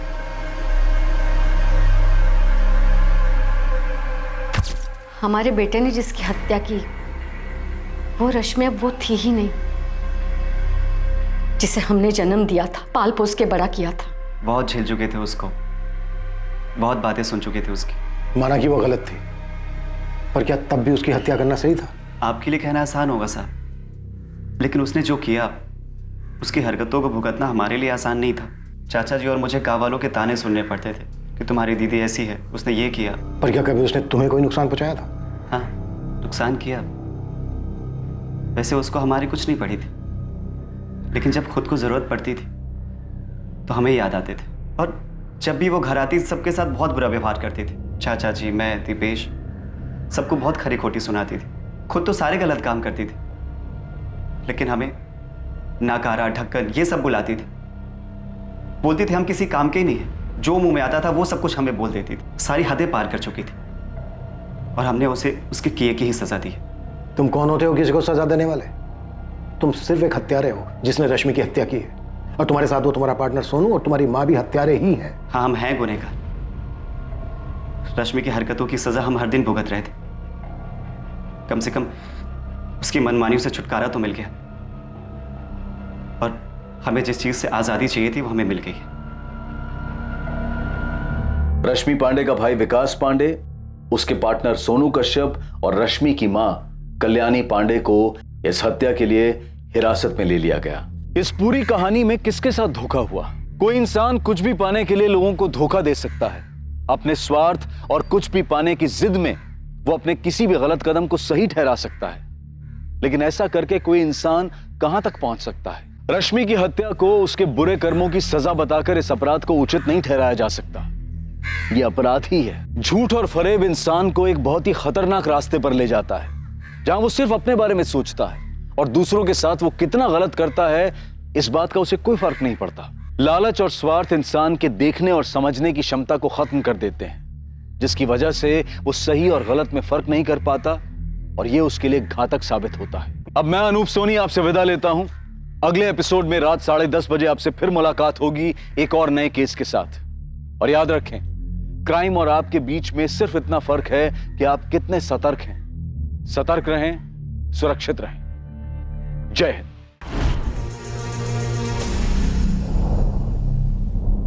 क्राइम पेट्रोल्स के और भी दिलचस्प कहानी देखने के लिए हमारे चैनल को सब्सक्राइब करें और बेल आइकॉन दबाना न भूलें।